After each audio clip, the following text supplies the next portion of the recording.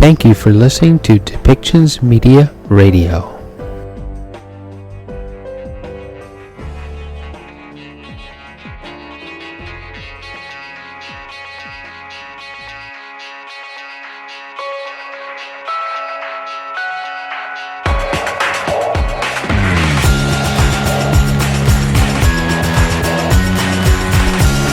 Welcome to Policy and Rights, the show about government policy and human rights.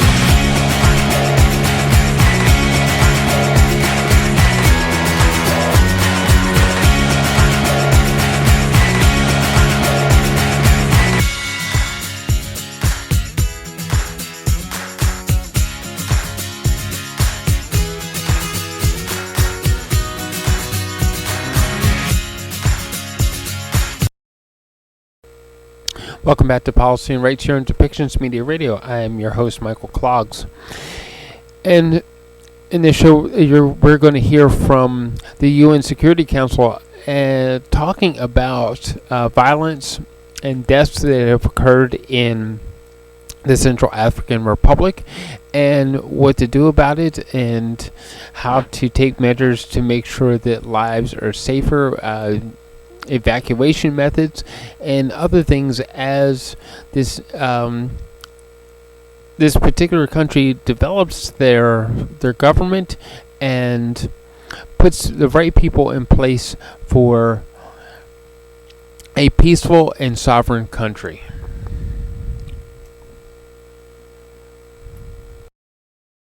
(9,156th) meeting of the Security Council is called to order. The provisional agenda for this meeting is the situation in the Central African Republic. The agenda is adopted. In accordance with Rule 37 of the Council's Rules of Procedure, I invite the representative of the Central African Republic and the representative of Rwanda to participate in this meeting. It is so decided. On behalf of the Council, I wish to welcome Her Excellency Ms. Sylvie Valérie Baipo-Temon, Minister for Foreign Affairs, Francophonie and Central Africans Abroad of the Central African Republic.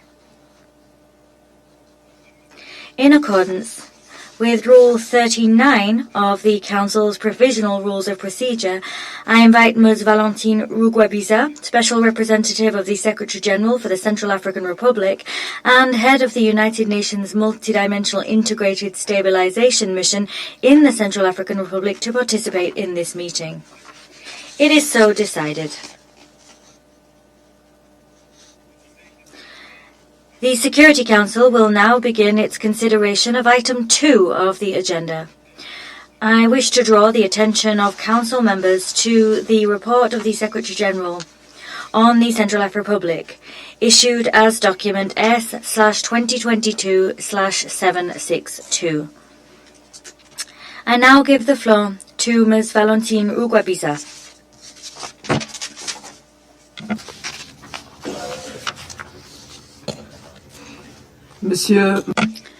Mr. President, President of the Council, Minister of Foreign Affairs, Francophonie and the Central Africans Abroad, President and distinguished members of the Council, I wish at the outset echo the voice of the Council and that of the Secretary-General to renew my deepest condolences to the families of the blue helmets that fell victim to explosive devices. I also express my deepest condolences to the government and people of Bangladesh. I also bow down before the memory of all peacekeepers that have sacrificed their lives in the implementation of MINUSCA's mandate to ensure the restoration of peace and security in the Central African Republic. I call upon the government of the CAR to lift the ban on night flights. Night flights are crucial to ensure the safety and security of blue helmets as well as of humanitarian actors and of all partners on the ground and of civilian persons and civilian personnel and people in humanitarian need. I must point out here that the ban on night flights deprives our pilots deployed in the CAR of the minimum number of hours of flight required to retain their certificates that they have all lost as a result of a de facto disqualification, having not reached the required number of flying hours. I appreciate the privilege offered to me by this council to share my observations with its members regarding major developments in the country that deserve your attention 4 months after our last consideration of the situation in the CAR. Indeed, critical analysis of the progress made in the implementation of the strategic priorities of MINUSCA's multidimensional mandate is necessary on the following 4 fronts. 1. The political and security dynamics. 2. Ways to safeguard are key with the implementation of MINUSCA's mandate. 3. Prospects for the decentralization of the political and peace process. And 4. The extension of the state's authority to find lasting political solutions to the root causes of the political security conflict in the CAR. In terms of security, MINUSCA's support has proved decisive. While remaining entirely cognizant of the threats and risks and accompanying them in their mission, and always adhering to the concept of operations of MINUSCA while ensuring that no prejudice is done to the primary responsibility of the government, MINUSCA has played a key role in protecting civilian populations and in providing humanitarian aid, and it's done that by retaining a robust, preventive and proactive approach in response to warnings received from the communities. This posture has emerged through our concept of operations and has made it possible for the MINUSCA forces to act preventatively to ensure security in the northeast of the CAR and to restore an environment propitious to the protection of the civilians and the provision of humanitarian assistance, as well as to progress with the DDR program and the smooth functioning of territorial administrations. MINUSCA's posture has also made it possible to cut off routes of supply to armed groups. We will continue to support the redeployment of domestic security and defence forces with full respect for the human rights due diligence policy. However, we note with concern that the protection of civilians against abuse and physical violence continues to be hindered by threats posed by a resurgence of activities by armed groups on the border areas of the western sector of the CAR. These areas are most affected by the laying of mines and explosive devices. Mines and devices of which our own force has fallen victim and did so at the beginning of this month. As things stand, our force is fully operational and holding joint operations with the National Defence and Security Forces to stamp out threats caused by armed groups, as well as to protect civilians, facilitate humanitarian assistance and to support the DDRR program in the centre of the country. The resurgence of armed groups' activities and the use of explosive devices in the border areas in the northwest of the country is making it difficult, if not impossible, to access people who have urgent and vital need of humanitarian assistance. All of the above confirms that the absence of deliberate and mass attacks against civilians during the reporting period in no way means that these attacks are not prevalent and that they will be until all parties to the conflict renounce violence.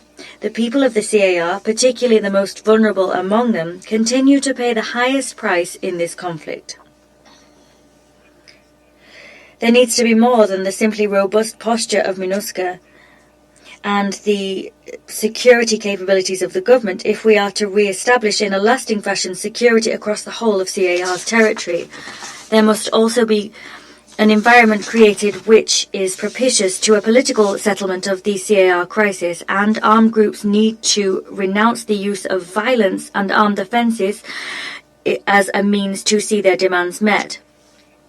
As such, MINUSCA welcomes the establishment and the beginning of the implementation of the joint timeline established under the Political Agreement for Peace and Reconciliation and the CAR. MINUSCA also welcomes the Joint Roadmap for Peace from the ICGLR, and that was produced under the effective coordination of Prime Minister and Head of Government, as well as a result of the personal commitment of the Head of State.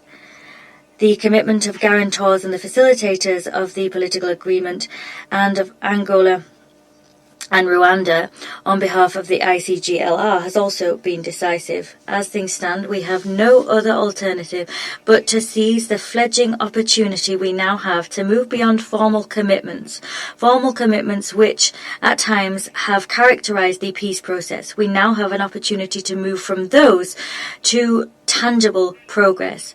Such is the ambition of the government and the hope harboured by all international partners, striving to support the implementation of the government timeline. In this regard, I'd like to point to the multiplying effect that has been produced by the beginning of the implementation on the part of the government of that timeline.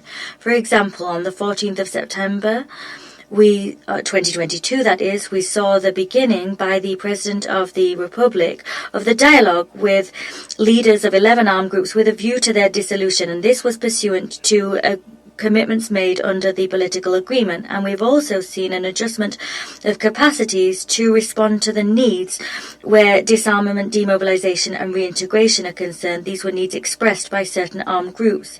I must also point to the structural reforms underway related to the implementation by decree on the 28th of September 2022 of the Committee of the Integration of Former Combatants. I must also point to the resumption of inspections as part of increasing oversight of the National Defence and Security Forces, and there was an arms and munitions tracing code adopted. Those are just a few of the developments we've seen. We've had coordination meetings chaired by the Prime Minister, and that led to a consensus being established regarding the fact that where the timeline is concerned, the political component is perhaps the most important, because that's necessary for a lasting solution to the political security crisis which continues to plague the country with devastating consequences for civilians. As such, we encourage the government to implement its strategy for the re-engagement of armed groups under the Luanda roadmap. That will ensure the effectiveness of the ceasefire, renouncement of violence, and the completion of talks already undertaken. These talks have been undertaken with the support of the ICGRL in harmony with the AU and ECAS. And of course, MINUSCA has been supporting these talks and all of the above progress, as have international partners. Mr. President, since I entered office in April of this year, I have had several meetings with the people of the CAR. People of all generations and stripes, people of various religious beliefs and traditional affiliations. I've also held discussions with opinion leaders and various associations outside of Bangui in more remote areas of the country. When speaking with the people, I was struck by the fact that they were unanimous in their expectations and desires.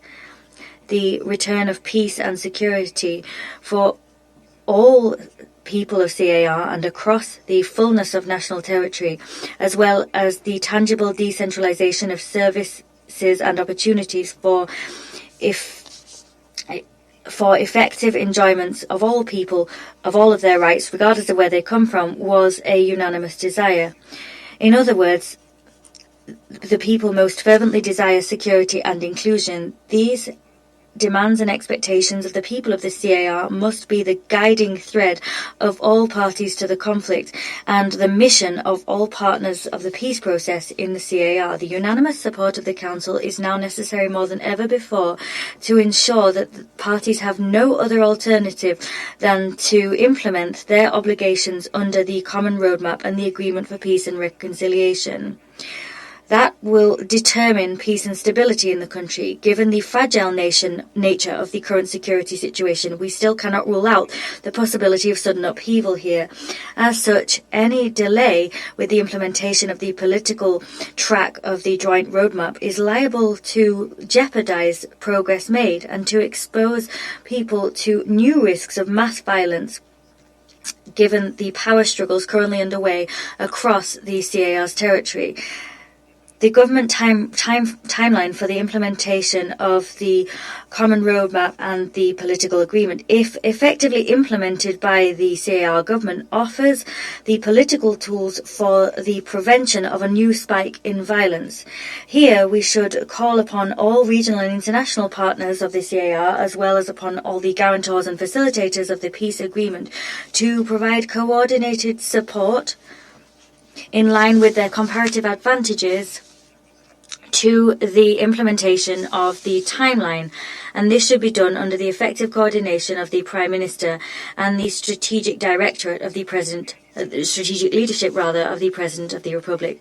Progress made in the restoration of the state's authority, including the redeployment of defence and security forces, the redeployment of civil servants, the strengthening of the judicial system, and the promotion of transitional justice mechanisms such as the Special Criminal Court, are all examples of notable progress which should be built upon. Here, I'd like to welcome the beginning of the first trial before the Special Criminal Court aforementioned. I invite the government to renew the mandate of the court, and I call upon the distinguished members of the Council and other countries to increase their financial support and support in terms of expertise to judicial inquiries that are currently underway, such as to allow the effective functioning of this court, because this will ultimately allow us to break the cycle of impunity, and that is a crucial stage for the social reintegration of victims, as well as a stage crucial to national reconciliation.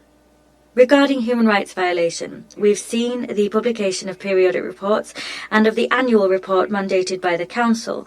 Moreover, we have a framework for constructive dialogue and accountability, and these allow us to follow up documented violations, as well as to implement recommendations made in the public reports of MINUSCA and by OHCHR. Here, I wish to welcome the commitment of the CAR government during the 49th session of the Human Rights Council to strive harder in terms of the follow-up and implementation of the public reports of MINUSCA and of treaty bodies. I renew our support to the Council and to its member states to mobilize the necessary support in order to strengthen national mechanisms for the promotion and protection of human rights. In the same vein, I wish to express my satisfaction at the high-level dialogue that was initiated by Madame Ilse Brands-Keris, Assistant Secretary General for Human Rights, and she did that during her visit at the beginning of October to the CAR. As regards security sector reform, I welcome the efforts of the government of the CAR to continue its progress in terms of strengthening institutional capacities of the security sector. Such capacity is crucial to protect the people. MINUSCA will continue to support this national process. It is a national process which requires the coordinated and transparent support of all the CAR's partners. I wish to underscore here that these efforts to bring about reform are also fully in line with the priorities of the Luanda Roadmap and are serving to restore the state's authorities and to render borders more secure.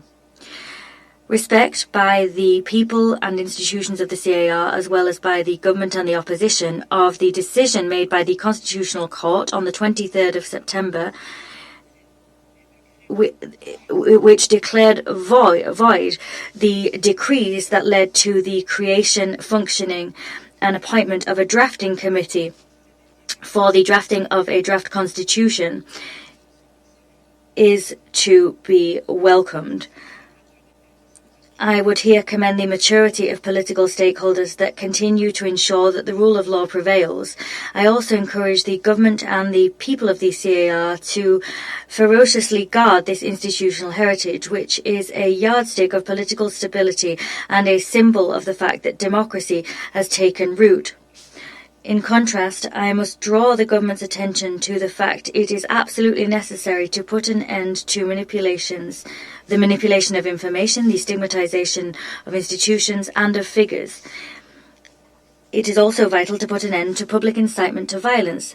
Perpetrators and instigators must be held accountable for their actions. Such actions threaten the fragile balance of a society looking for cohesion.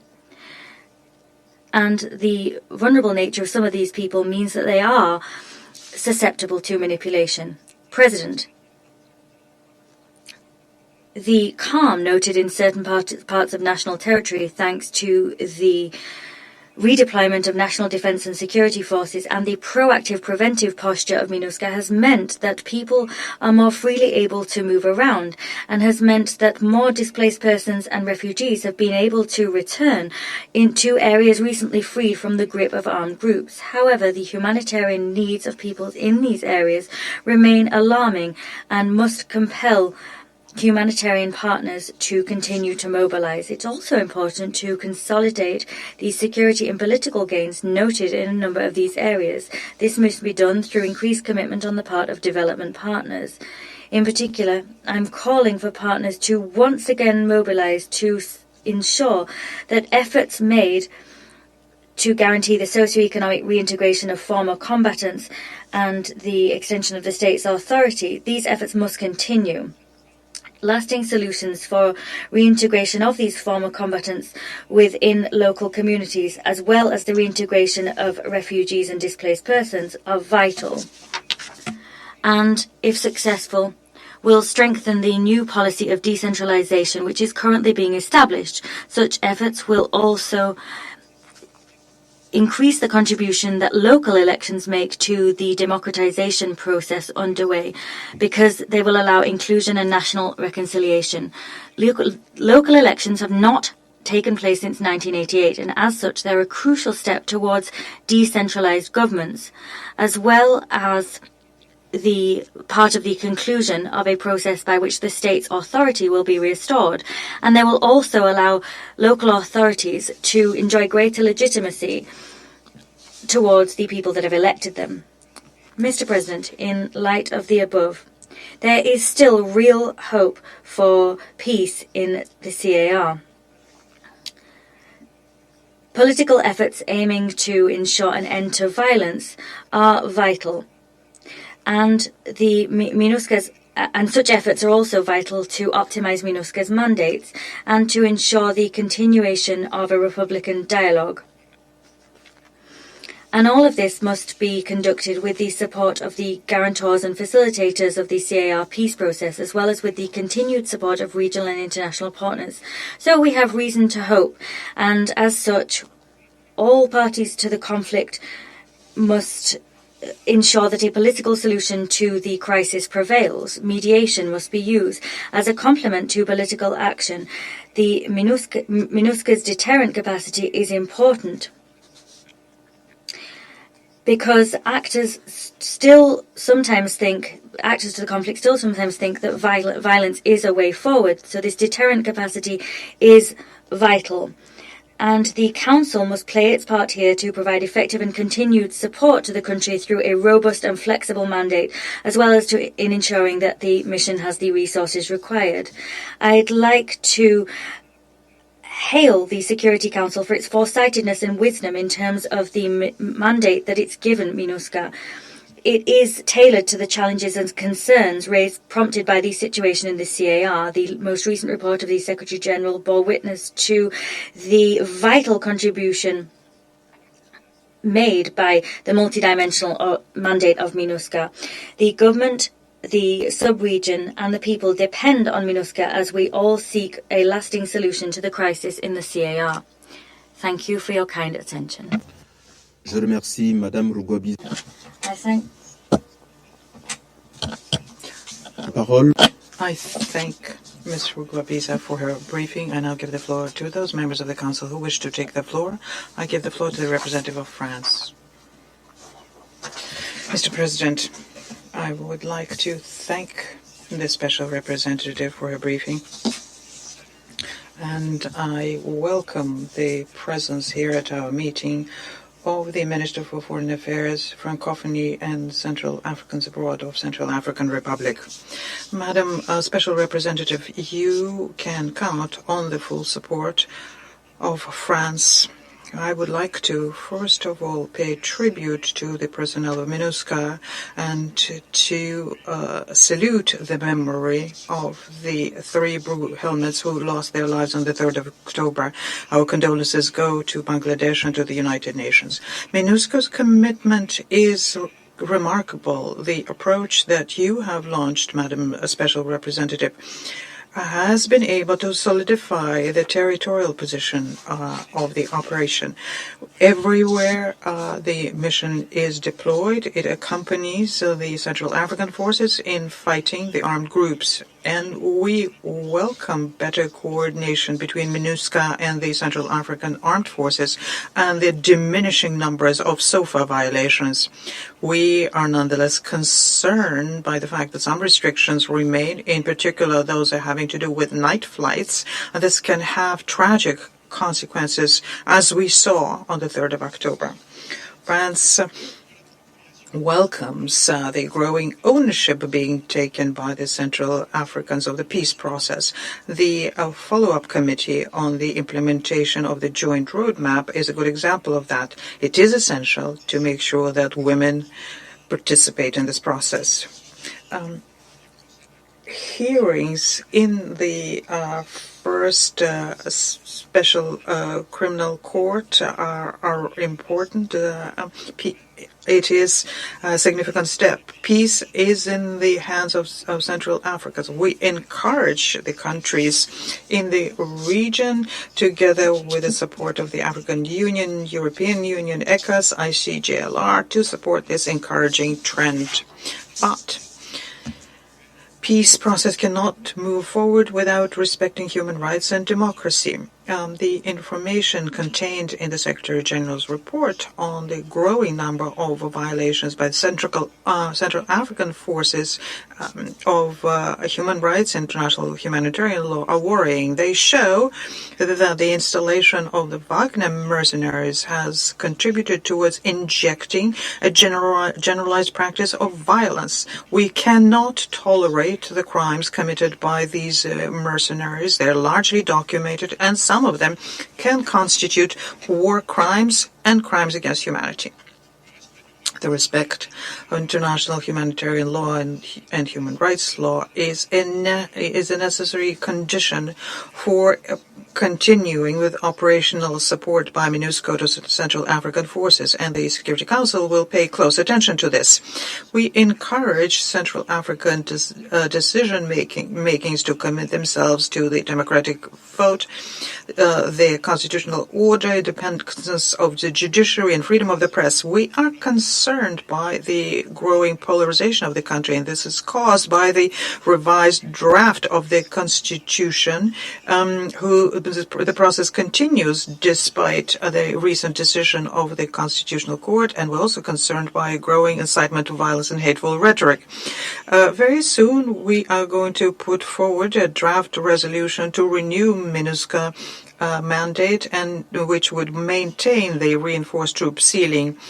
The situation in the Central African Republic remains fragile, and MINUSCA requires a unanimous support from this council to continue its action against armed groups together with Central African forces and in support of the peace process. And we hope that we can count on the support of all council members. I thank you. I thank the representative of France for their statement. I now give the floor to the representative of Albania. Mr. President, I also thank SRSG Rugwabiza for her insights and welcome the presence of Her Excellency Baipo Temon, Minister of Foreign Affairs, Francophonie and Central Africans abroad of Central Africa, as well as the presence of the representative of Rwanda. Mr. President, in our effort to revitalize the peace process and address the volatile situation in Central Africa, I would like to share the following 5 points. First, Albania is encouraged by the government's efforts to accelerate the implementation of the political agreement for peace and reconciliation through the International Conference of the Great Lakes Region Joint Roadmap, and with defined timeframes. We welcome the follow-up meetings for the measuring progress as agreed during the strategic review meeting held on 4th June in Bangui, as well as the meetings with the representatives of armed groups to chart a course for their dissolution. However, we believe that the peace process should be more inclusive and open to other social groups, mainly women, whose current participation is very limited. Second, we are very concerned for the security situation, showing an increase in breaches of the political agreement with the consequent deterioration of human rights situation in the country. Albania strongly condemns the continued human rights violations and abuses, including conflict-related sexual violence perpetrated by armed groups, national forces and Wagner mercenaries during their operations, as well as the recruitment and use as proxies of demobilized fighters, which have led to reprisals against the population and targeting of communities. These practices must stop. They run the risk to reverse the progress made in the framework of the National Disarmament, Demobilization, Reintegration and Repatriation Program. Third, Albania also echoes the call of the Secretary General for the ongoing support of development and financial partners in order to sustain reintegration initiatives.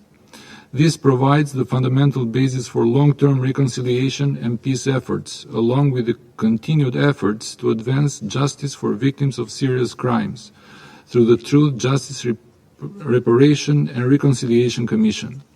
Fourth, the use of explosives by armed groups is equally deplorable, posing life-threatening risks to civilians, humanitarian partners and peacekeepers who provide life-saving assistance. Albania expresses its deepest condolences to the families of the 3 fallen peacekeepers who paid the ultimate price on October 3rd, as well as to Bangladesh. We expect from the government to honor its commitment by thoroughly investigating the tragic event and subsequently prosecute those involved in it. This unacceptable attack comes in a moment where progress is being made in tackling the targeted disinformation campaigns against MINUSCA and in reducing violations of the Status of Forces Agreement.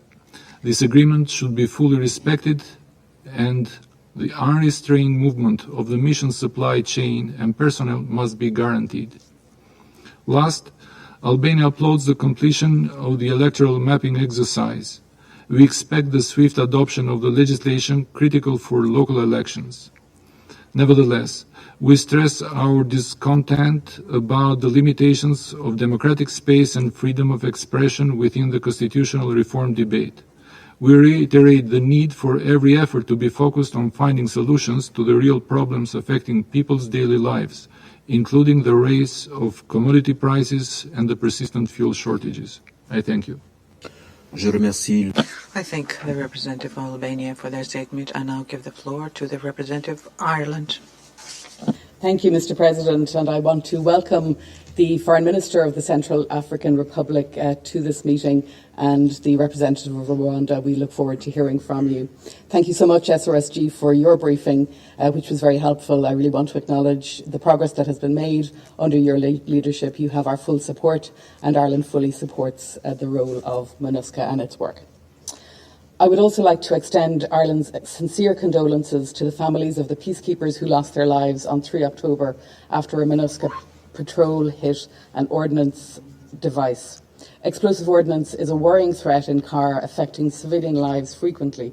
The work of MINUSCA and the National Defence and Security Forces in countering this threat is vital. We welcome progress in the political situation, including the timeline to accelerate implementation of the political agreement. The engagement of the government with representatives of armed groups is vital. We encourage all parties to continue to communicate. We appeal to all signatories of the APPR to commit fully to the agreement. The renewed impetus towards the peace process shown by the government is encouraging. Ireland knows from experience that this work can be challenging, but it is vital. Regional partners such as Angola, Rwanda, the ICGLR, the AU, and the Economic Community of Central African States have been and will continue to be invaluable in supporting the peace process. Progress on disarmament, demobilization and reintegration is encouraging. It is important that this process takes place in accordance with the national DDRR programme. the recruitment by national defence forces and other security personnel of demobilised former members of armed groups as proxies is extremely worrying and must cease. The use of proxies inflames intercommunity tensions and risks reversing hard-won gains. The actions of mercenaries, including the Wagner Group, in CAR is of deep concern. We welcome the government's commitment to hold elections in 2023, separate from any potential constitutional referendum. These elections must be free and fair, with women engaged at every stage, as voters, as candidates and as elected officials. The humanitarian situation is of deep concern and has been exacerbated by violence and the challenging economic situation. Levels of protection and humanitarian needs are staggering. Humanitarian personnel are saving the lives of Central African civilians, often in difficult and dangerous circumstances, and they must never be the targets of violence. We are deeply concerned regarding the deteriorating human rights situation in the country. We note that armed groups have responsibility for 44% of documented abuses. However, state agents were responsible for 45% of documented violations and abuses during the reporting period. Any and all violations of human rights by state agents is unacceptable. Civilians must be able to trust the state forces. We welcome the investigations and commencement of war crimes and crimes against humanity trials by the Special Criminal Court for the Central African Republic. The recent commencement of the trial of Mohammed Saeed Abdelkhani, a former Seleka commander at the ICC, should also serve as a reminder to all parties that severe crimes must not go unpunished. We are concerned about further allegations of sexual exploitation and abuse involving peacekeepers in CAR. We welcome the recent visit of the Special Coordinator for improving the UN response to sexual exploitation and abuse and encourage continued efforts to improve prevention and to hold perpetrators accountable. We welcome the decrease in SOFA violations. However, they remain a concern. Challenges to the freedom of movement of the mission, including continued restrictions on night flights, makes it difficult for MINUSCA to fulfil its mandates. I echoed the Secretary-General in urging the government to uphold its commitment to take appropriate measures to prevent SOFA violations. Once again, I would like to commend you, SRSG, and the mission for your excellent work in the CAR. Thank you. Je remercie la représentante. I thank the representative of Ireland for their statement, and I'll give the floor to the representative of China. Mr. President, I thank SRSG Rugwabiza for her briefing. I welcome the presence of the Foreign Minister of CAR and the representative of Rwanda. At present, the political and security situation in CAR is improving on the whole, and the peace process is moving ahead. Yet many difficulties and challenges still remain. The international community should scale up its support in the following areas. First, accelerated implementation of the peace agreement. The CAR government has been actively implementing the outcomes of the Republican dialogue, showing a positive attitude in dialogue with armed groups and promoting comprehensive disarmament and striving to reinvigorate the peace process. China welcomes this. We appreciate the positive role played by Rwanda, Angola, and other countries in the region, and we support the efforts of the ICGLR to strengthen communication and coordination with the government and jointly implement the roadmap of the peace agreement in light of the priorities and needs of the country. While helping with the CAR's peace process, the international community must respect the sovereignty and ownership of CAR and support its people in independently choosing a development path that suits their national conditions. Second, strengthening security capacity building. In recent years, with the active deployment of security forces by the government, the security situation throughout the country has seen continuous improvement, and the scope of activities of armed groups has continued to shrink. Facts have shown that only by establishing a professional, efficient, and strong security sector can it be possible to deal with security threats. President Douadela has recently released a national security policy and strategy for the security sector reform. International partners and MINUSCA should provide constructive support for the implementation of this policy and strategy, help the country improve its capability to independently maintain stability, and respect its right to engage in security cooperation. Sanctions imposed by the Council still have impact on the country's security capabilities and should therefore be completely lifted. 3. Enhanced efforts for peace building. CAR is facing financial constraints, energy and food shortages, and severe economic and livelihood situation. 60% of its population need humanitarian assistance. Local government elections and DDRR process also require huge amount of financial resources. Current peace in the country is hard-won, and the support of the international community cannot relax. Relevant countries and international organizations should resume aid as soon as possible to help the country address its economic and humanitarian difficulties. The international community should increase investment in the development of CAR, help enhance its endogenous development momentum, turn resource advantages into development ones, and break the vicious circle of poverty-induced chaos and relapse into poverty because of chaos. Mr. President, under the leadership of the SRSG, MINUSCA has strengthened communication and coordination with the CAR government and actively responded to security threats. The implementation of SOFA has made headways, and the mission has made progress in the discharge of its duties. Relevant practices are worth replicating elsewhere. We will continue to support the work of the mission and the special representative and hope they will play a greater role in promoting the peace process in the country. I thank you, Mr. President. I thank the representative of China for their statement. I now give the floor to the representative of Mexico.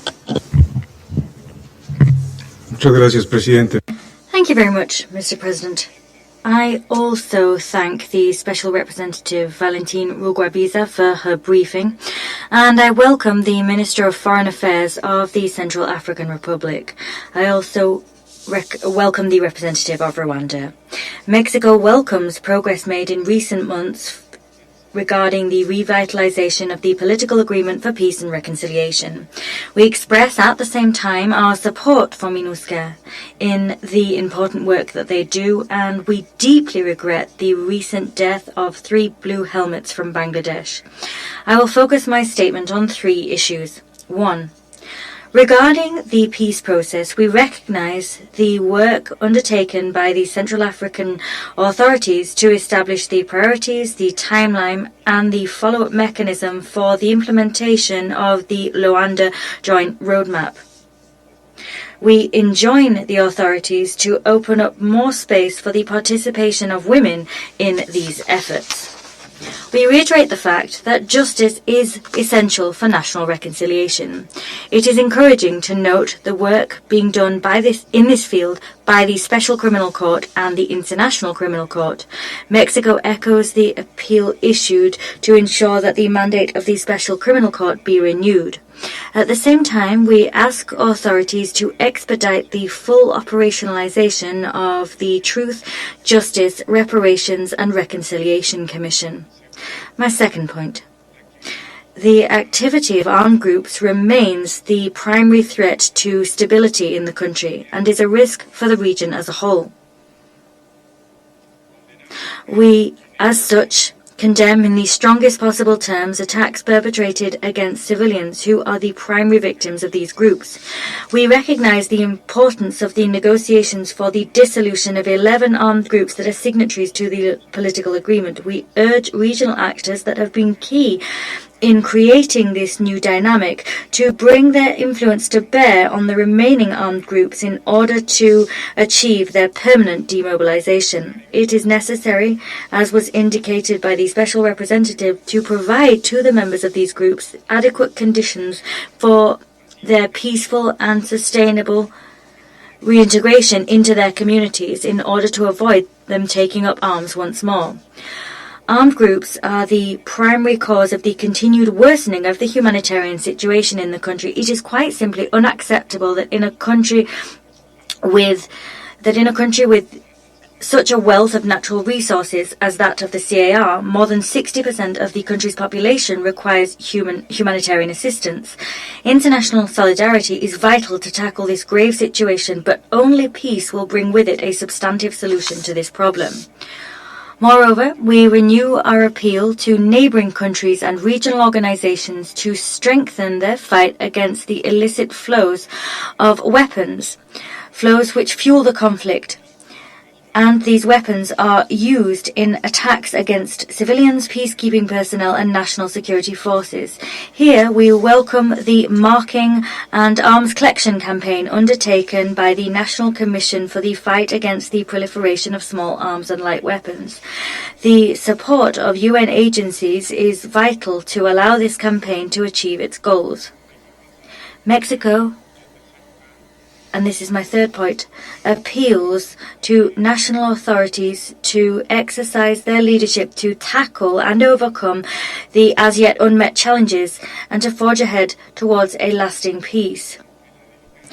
We ask all to exercise responsible conduct in this current fragile situation so that the government action can give hope to the population. At all costs, we must avoid initiatives that foster political polarization, because this will only serve to worsen instability.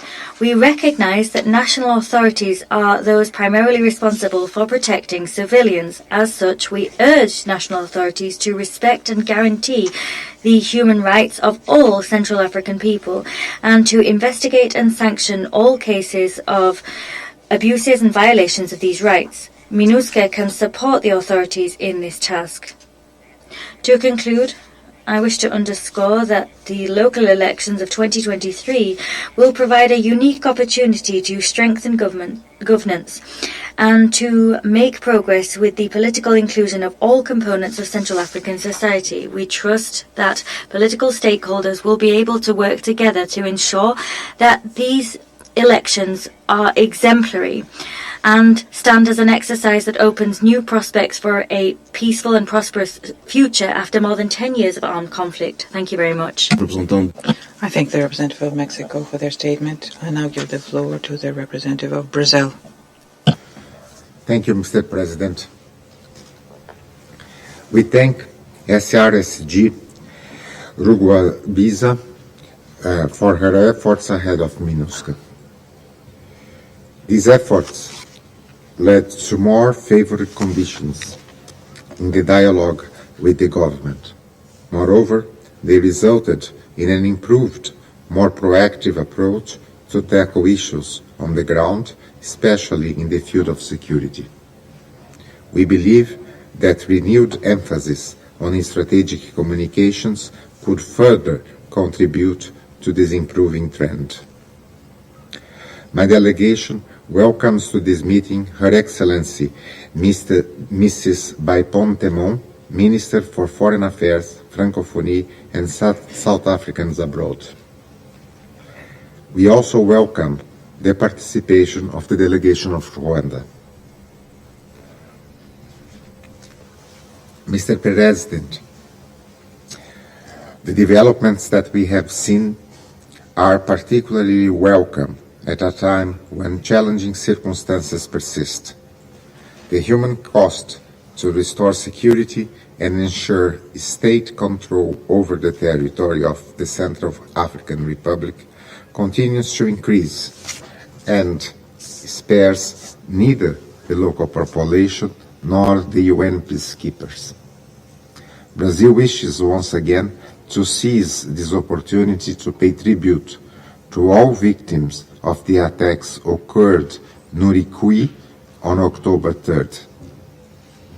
Despite the difficulties posed in the security and humanitarian fields by the current shortage of fuel, we must keep up with the work to bring the fighting to an end.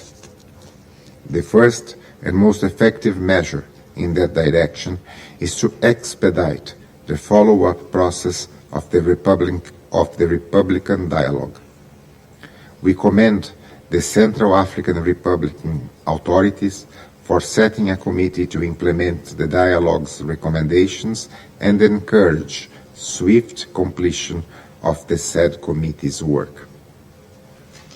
In addition, Brazil echoes the reiterated calls of the Peace Building Commission, Central African Republic configuration, to ensure that the peace process be inclusive.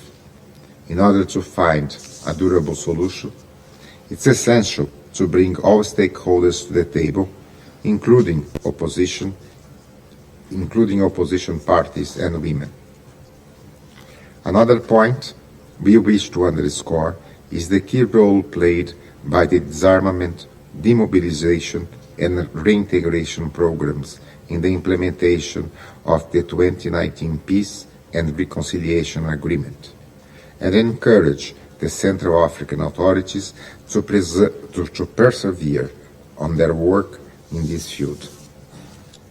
We hope the collaboration between the government and MINUSCA to put in place violence reduction programs in local communities will continue to have a positive impact on the global DDR efforts.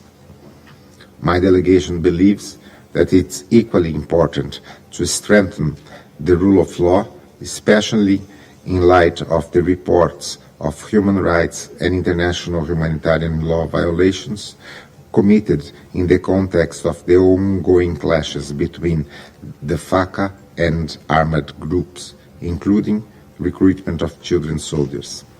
In this regard, we would like to show support to the efforts of the local authorities to deliver justice, in particular the work of the Special Criminal Court since April, the action undertaken by MINUSCA to assist in the operationalization of truth, justice, reparations, and reconciliation committee. Mr. President, my last point concerns the contribution of regional organizations to the peace process. We reiterate our full support to see the renewed engagement of the International Conference of the Great Lakes region in favor of the implementation of September 2021 roadmap. We hope the monitoring mechanisms led by Angola and Rwanda will be successful in enabling further international support to the implementation of the peace agreement. Brazil remains committed to collaborating with other Council members to support the fulfillment of MINUSCA's mandate, and I thank you. I thank the representative of Brazil for their statement. I now give the floor to the representative of the United States. Thank you, Mr. President. Let me first welcome the Minister for Foreign Affairs of the Central African Republic and also the representative of Rwanda. Thank you, SRSG Rugwabiza, for your briefing. It was quite comprehensive. Your report highlights the essential role MINUSCA plays in protecting civilians and providing stability in the Central African Republic. I would also like to convey the United States' deep appreciation to the mission leadership, its peacekeepers, and the troop and police contributing countries for the sacrifices they make each and every day in pursuit of peace in the Central African Republic. Tragically, 3 Bangladeshi peacekeepers made the ultimate sacrifice earlier this month, killed by an explosive device while on patrol. While we do not yet know who bears responsibility for laying the device that took their lives and gravely wounded another, their deaths were even more tragic because evacuation options were limited by the Central African authorities' restrictions on the mission's evacuation procedures. If MINUSCA had been able to swiftly evacuate the peacekeepers by air, rather than by a 9-hour journey overland, they might still be with us today. As such, the United States joins in calls for rigorous investigation that identifies and brings to justice those responsible. We also call on the government of the Central African Republic to adhere to the Status of Forces Agreement and lift restrictions on MINUSCA's movement. As we approach MINUSCA's mandate renewal, we must ensure the mission has all the tools necessary to protect the safety and security of UN personnel. The flow of illicit arms negatively affects regional security, as well as the safety and security of civilians and peacekeepers. As this tragic incident demonstrates, the current sanctions measures remain critical until the CAR and regional states can address cross-border smuggling and diversion to armed groups. We are likewise concerned by the panel of experts reporting that anti-personnel landmines continue to be found in CAR. We urge all actors to immediately halt the use of landmines, especially as part of a strategy to control illicit mining. Despite these challenges, MINUSCA's robust and proactive posture protects civilians, helps push armed groups to disarm and return to the peace process, and safeguards communities, allowing displaced civilians to return home.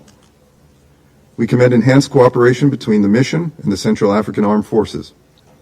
Joint operations are a means of further professionalizing the Central African security forces and supporting a durable restoration of state authority. With that said, the military alone will not bring peace to the Central African Republic. A stable, prosperous state can only emerge through an inclusive political dialogue, full implementation of the 2019 peace agreement, expansion of state authority, and justice for victims. We likewise stress the importance of women's full, equal, and meaningful participation and leadership in these processes. Integrating women, youth, and minority voices into all levels of decision-making ensure peace processes are effective and sustainable. We are encouraged by the Central African Republic's initiative to advance the peace process, specifically Prime Minister Moloa's leadership. But CRR cannot do it alone. Constructive engagement by partners lends further support to the peace process and overall regional stability. Unfortunately, some entities continue to destabilize and exploit the Central African Republic. The Kremlin-backed Wagner Group, whose forces are referred to as, quote, other security personnel, unquote, in the Secretary General's report, perpetrated numerous incidents of human rights abuses during the reporting period, often in the presence of national defense forces. Independent investigations continue to corroborate these reports and note Wagner forces are rearming ex-combatants, creating proxy militias outside the government's authority, and stealing the country's mineral wealth. These egregious activities exacerbate violence, restrict the Central African Republic's development, and undermine regional stability. The Central African people deserve better. The United States remains a steadfast partner of MINUSCA. We look forward to working with you, SRSG Rugwabiza, the Central African people and government, and members of this council to bring peace to the Central African Republic. Thank you, Mr. President. Je remercie. I thank the representative of the United States for that statement. I now give the floor to the representative of the United Arab Emirates. Mr. President, I would like to thank Ms. Rugwabiza for her valuable briefing and detailed briefing, and we welcome the participation of Her Excellency Sylvie Valerie Baipo-Timon, Minister of Foreign Affairs of the Central African Republic, as well as the representative of the Republic of Rwanda to this meeting. Mr. President, the Central African Republic is experiencing several important developments that require the Council's sustained attention. At a time when the country is preparing to hold local elections, it is constantly facing armed attacks. It is experiencing damage caused by floods and a worsening humanitarian and economic situation. In the context of the upcoming discussions on the renewal of MINUSCA's mandate, which remains critical to the Central African Republic's security, we believe it is important to take these developments into account and for the Council to send a clear message to the people of the Central African Republic that we stand by them and support them in their plight and in their quest for stability. Mr. President, we all agree that the primary goal is to protect innocent civilians. Accordingly, we regret the continued activities of armed groups that target civilians and disproportionately affect women and children. Armed groups also seek to spread hate speech among communities, which in turn fuels intercommunal violence, especially in rural and remote areas. As such, it is important to work towards de-escalation and address these challenges in a sustainable manner through a ceasefire and continued dialogue between the government and armed groups. We are aware that this is not an easy endeavor, but it remains essential. Further, in building on the gains made so far in the area of disarmament, demobilization, and reintegration, also remain key to help prevent the re-recruitment of ex-combatants. Here we continue to appreciate the good offices of MINUSCA and supporting the efforts made in this regard. In view of the presidential endorsement of the new national security policy and the draft national security sector reform strategy, we hope that this step will contribute to strengthening the country's security capabilities. We emphasize the importance of strengthening regional and international support for the Central African Republic, especially in building its institutions and extending state authority throughout the country. On the political front, and as stakeholders aim to reach a working consensus over the necessary political and security arrangements, it is important that this endeavor remains nationally led and owned, especially as the country prepares for local elections. We reaffirm that the commitment to revitalize the political agreement for peace and reconciliation through the Luanda roadmap remains a basis for the political process to progress. This also requires continued regional and international support to the country in its quest for security and stability for its people. We must also emphasize here the need to ensure the full, equal and meaningful participation of women in these efforts. Needless to say, this requires providing protection for women in order to enable them to play their role in various areas. Finally, Mr. President, we appreciate the efforts of the peacekeeping forces and their courage in the face of danger. The United Arab Emirates regrets the continued targeting of peacekeepers and humanitarian actors, which we, along with everyone in this Council, continue to condemn. Addressing these attacks requires taking measures to protect peacekeepers and humanitarian workers so that they can carry out their vital role, especially in terms of the delivery of humanitarian assistance to those who need it. We reaffirm our support for the tireless efforts of the SRSG and the work she is doing with her team in support of the Central African Republic. I thank you.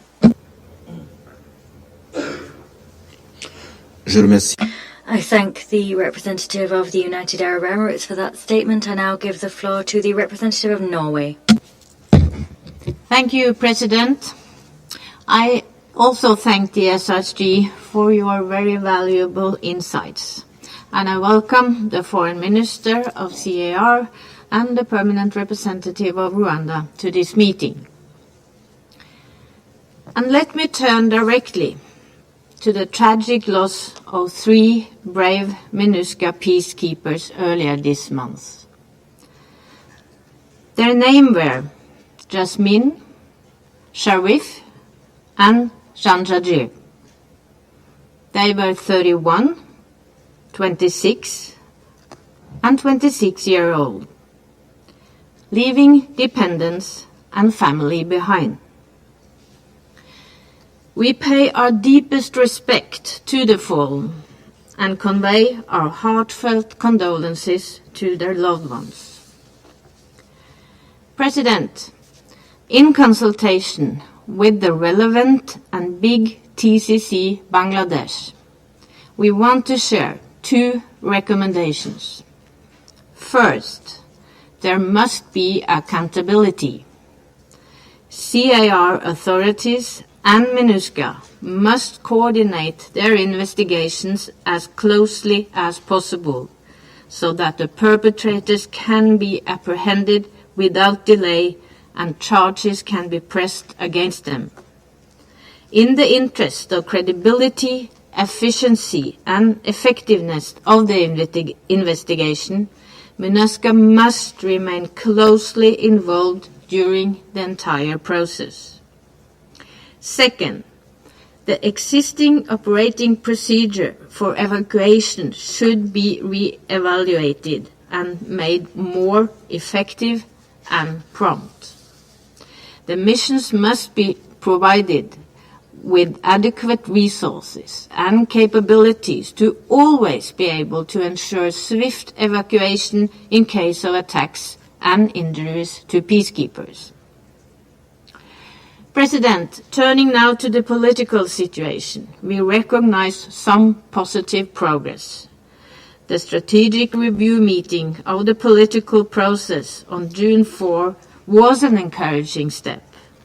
And as the CAR continues to build on this and prepare for its first local election in 34 years, inclusivity should be high on the agenda.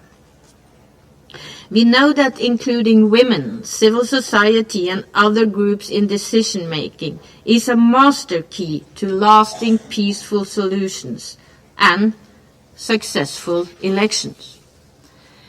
Both in daily life and around elections, it will be important for the government and MINUSCA to ensure that all groups are heard and that no one feels threatened. We are worried about the proliferation of hate speech and incitement to violence, as well as the use of manipulation, misinformation and disinformation in traditional media and on social networks. It is especially concerning that armed groups are threatening women to intimidate and dissuade them from exercising their right to participate in the electoral process. This could further erode trust and hinder the reconciliation process. President, we remain concerned by the security situation in CAR. In the last years, we have seen the additional elements of the Wagner Group to the security space. It is clear that the use of unreliable mercenaries cannot bring lasting peace and security.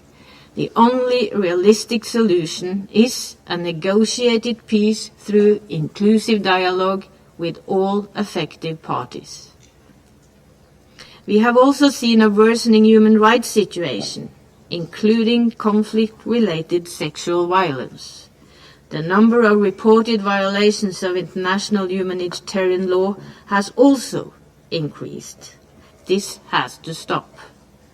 We are also worried about the continuing grave violation and abuses of international law against children.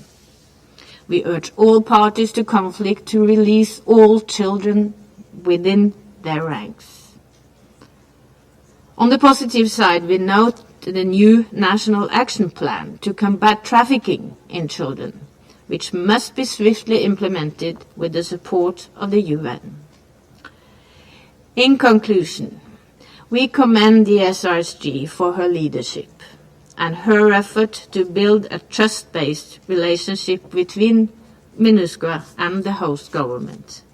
And we hope it can help achieve progress in all mentioned areas which will also be central for MINUSCA's upcoming mandate renewal. And you can count on our support. I thank you. I thank the representative of Norway for her statement. I now give the floor to the representative of the United Kingdom. Thank you, President. I thank SRSG Rugwabiza for her briefing, and I also welcome the participation of the Minister for Foreign Affairs of the Central African Republic and the representative of Rwanda. I will make 3 points in response to what we have heard today.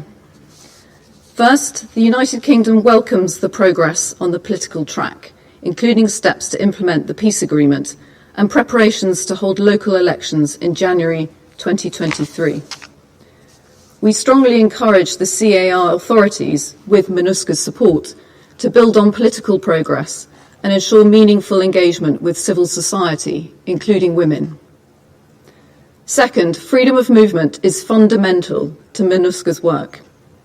We welcome the recent reductions in status of forces agreement violations, and more widely the positive relationship that the SRSG has established with the CAR authorities. We very much hope this trend will continue. We also encourage the CAR government to work in partnership with the UN Mine Action Service to tackle landmines and IEDs with more urgency. Explosive devices are a grave threat to civilian populations and their access to humanitarian assistance, as well as to the safety and security of peacekeepers. I join others in expressing deep concern at the attack of the 3rd of October, in which 3 Bangladeshi peacekeepers were killed and 1 injured, and offer sincere condolences to their families and to Bangladesh. Third, the UK is alarmed by the dramatic increase in the number of human rights violations and abuses reflected in the Secretary-General's report. The violence in the Central African Republic, including conflict-related sexual violence, continues to take a distressing toll on the population. It compounds an already acute humanitarian situation and risks undermining progress on reconciliation. The targeting of civilians not only by armed groups, but also by national forces and the Russian mercenary group Wagner continue to play a destabilizing role in the country and will not help long-term peace, as others have also emphasized today. We call on the CAR government to conduct full and timely investigations into allegations of human rights violations and abuses to ensure that all perpetrators are held accountable. Finally, President, we welcome the Secretary-General's recommendation to extend MINUSCA's mandate. It is vital that the Security Council supports MINUSCA's crucial efforts to help the CAR government build lasting peace. The SRSG and her team has our full support. Thank you. I thank the representative of the United Kingdom for her statement. I now give the floor to the representative of India. Thank you, Mr. President. I thank SRSG Valentine Rugwabiza for her update on MINUSCA and recent developments in the Central African Republic. I welcome the presence of Honorable Foreign Minister of Central African Republic in today's meeting, as well as Permanent Representative of Rwanda. Allow me to begin by expressing condolences to the families of the 3 peacekeepers from Bangladesh who lost their lives earlier this month. We strongly condemn the attack.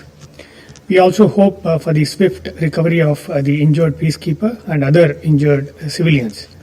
We are deeply concerned at the use of explosive ordnance targeting peacekeepers, and we look forward to an update on the investigations into the incident.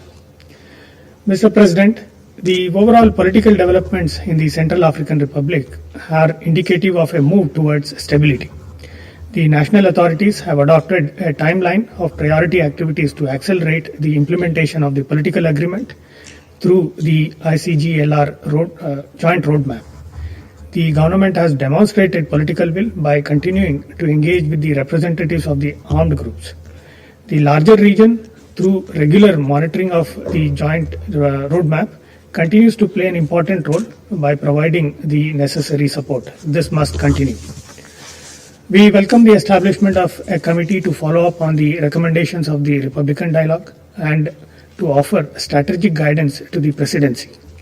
We reiterate the significance of this process and underline the need for making it as inclusive as possible. We also commend the increase in deployment of public officials throughout the prefectures and the efforts towards the gradual extension of the state authority.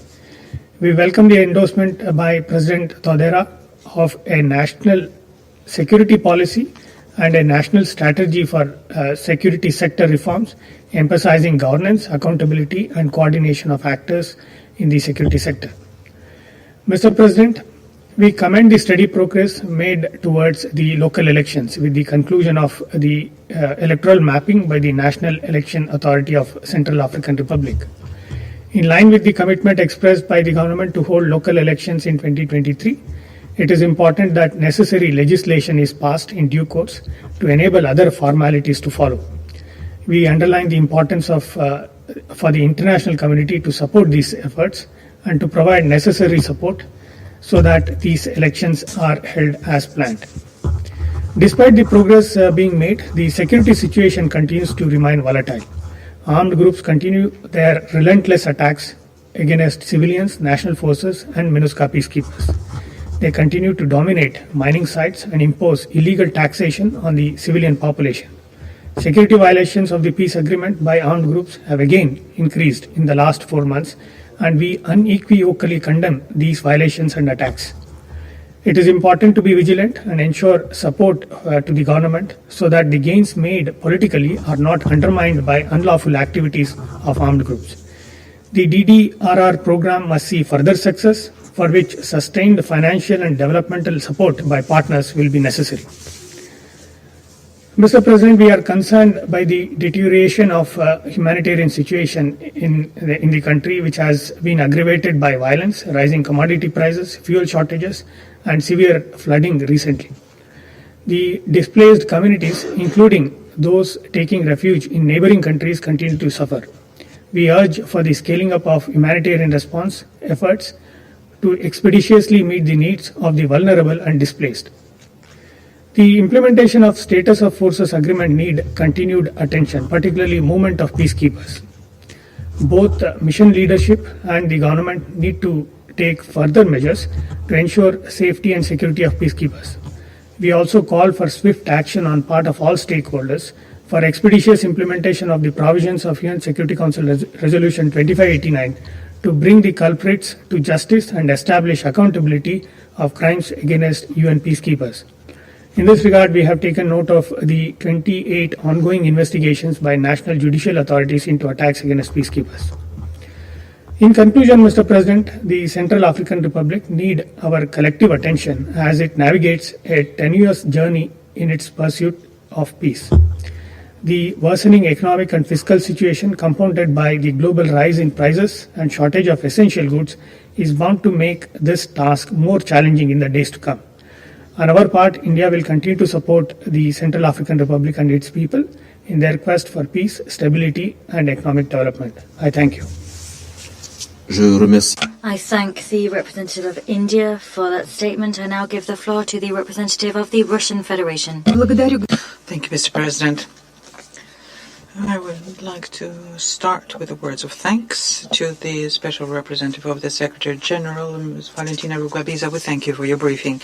We also welcome the participation in this meeting of ours by the Minister of Foreign Affairs of the Central African Republic, Ms. Sylvie Baipo-Timon, and the Permanent Representative of Rwanda to the UN. The situation in the Central African Republic, according to our assessments, is relatively stable and is overall under government control.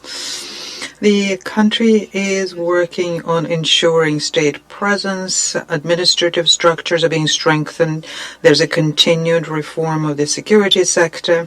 The demobilization, disarmament, and reintegration of former combatant program is being implemented.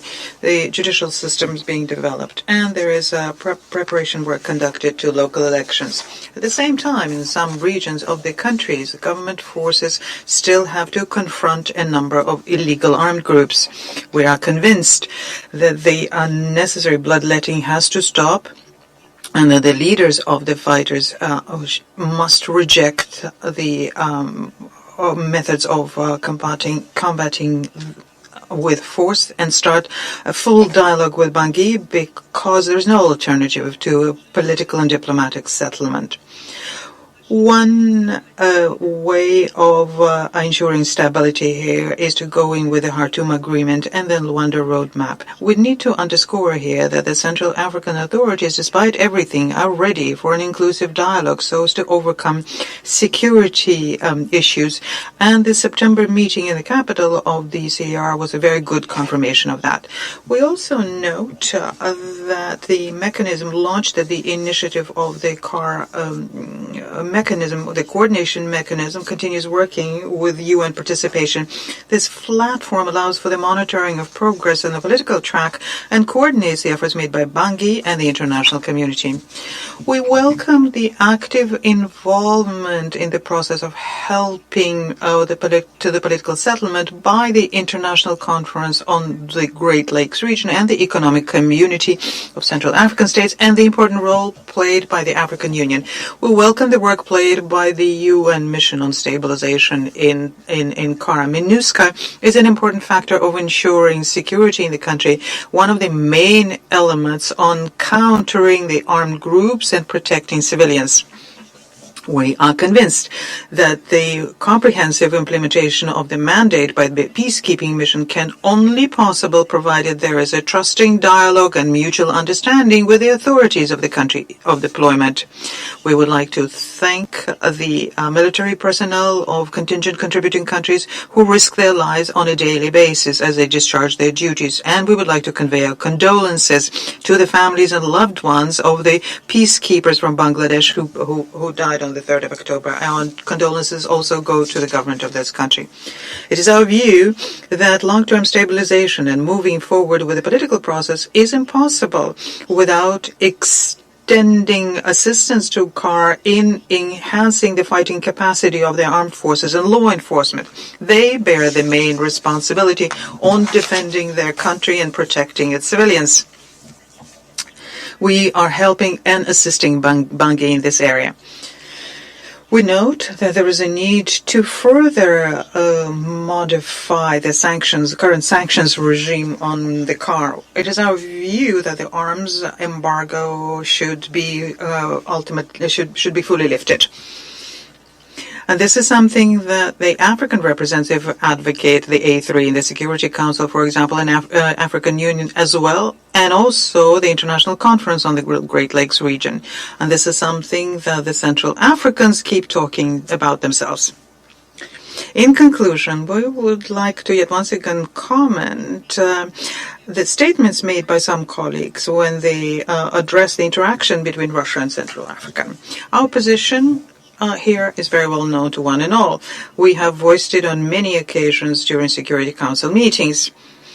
In this country, there are military instructors. They were sent there at the request of the government of the CAR and in line with international law and with the knowledge of the Security Council 2127 Committee. This cooperation provides significant outcomes in training the armed forces of the country and stabilizing the situation in the country. Now, as regards the choice by states of partners in a given area, well, this is a sovereign prerogative of national authorities, as is the issue of investigating human rights violations and IHL violations. As a diplomat, I do understand the national interests of France in Africa and the emotions that push her representatives to make statements similar to what we heard today. But I do not understand what it is that France is expecting to obtain by constantly repeating the same disinformation, which is sounding particularly cynical, taking into account France's involvement in the region historically and the accusations of crimes that were levied against the French military, in particular in Central African Republic. In Africa, they all know and remember all that very well.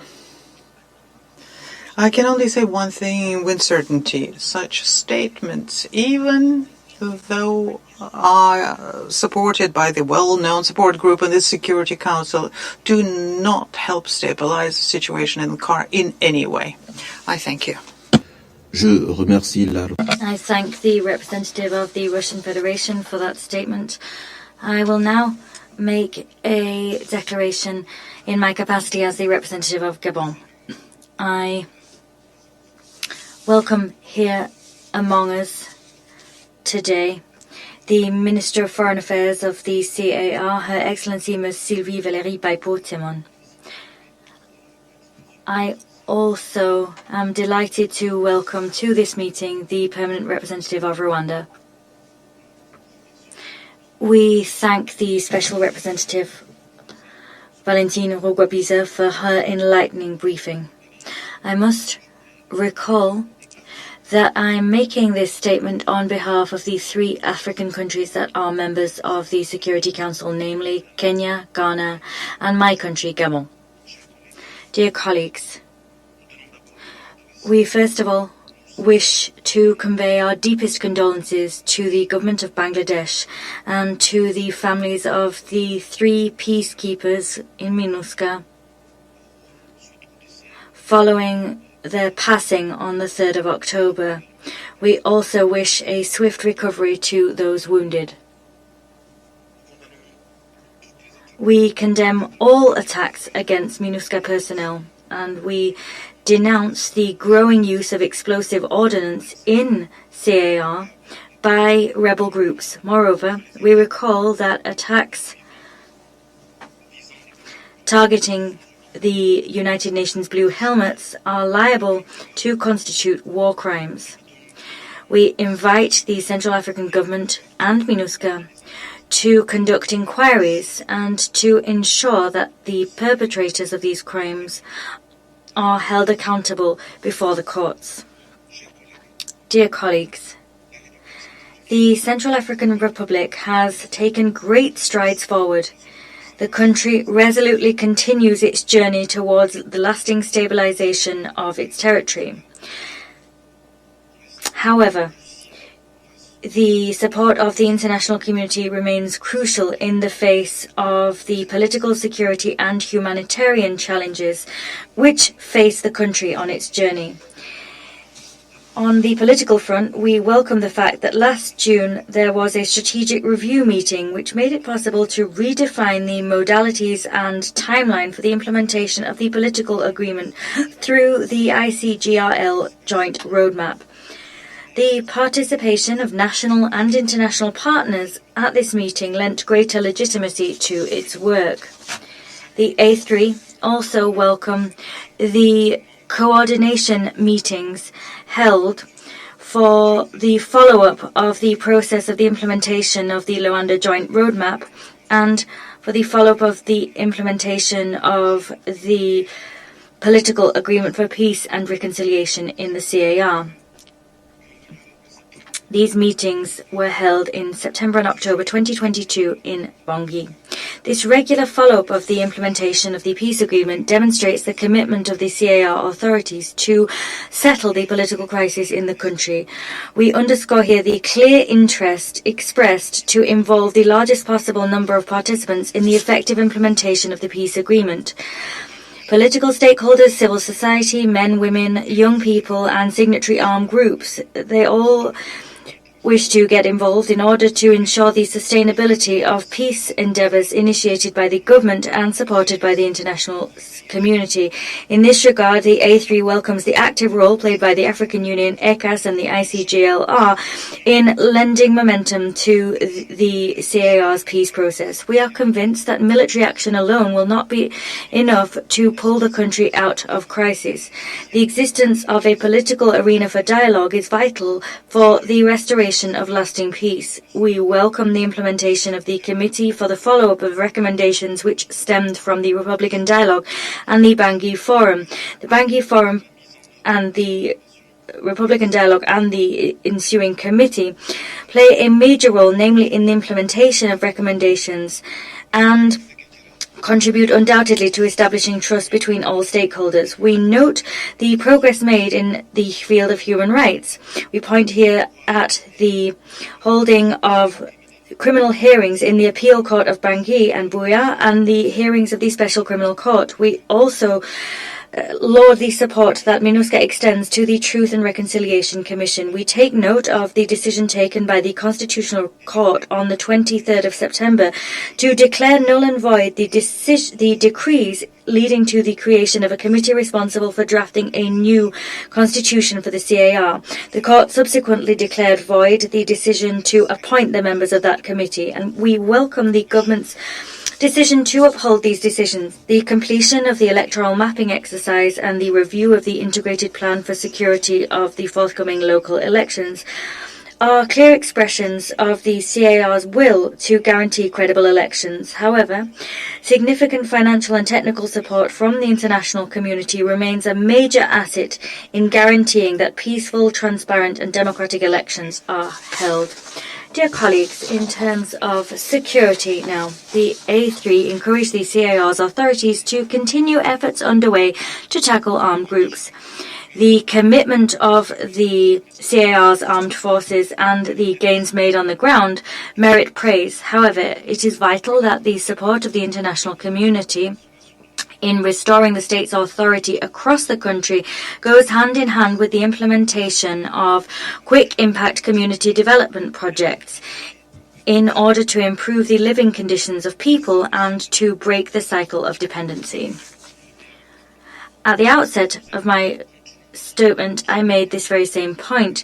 The armed groups continue to impede the security of Central African people by sowing chaos and regularly attacking civilians. Recently, they've also used explosive ordnance, namely in the centre and west of the country. We welcome MINUSCA's work. Their tangible action is being noted by the people. MINUSCA undoubtedly contributes to the protection of civilians and to the stabilization of the country, namely thanks to its robust posture and to its quick reaction force. We remain convinced of the need to increase the operational capacity of MINUSCA through the provision of human resources and equipment commensurate with the new threats arising on the ground.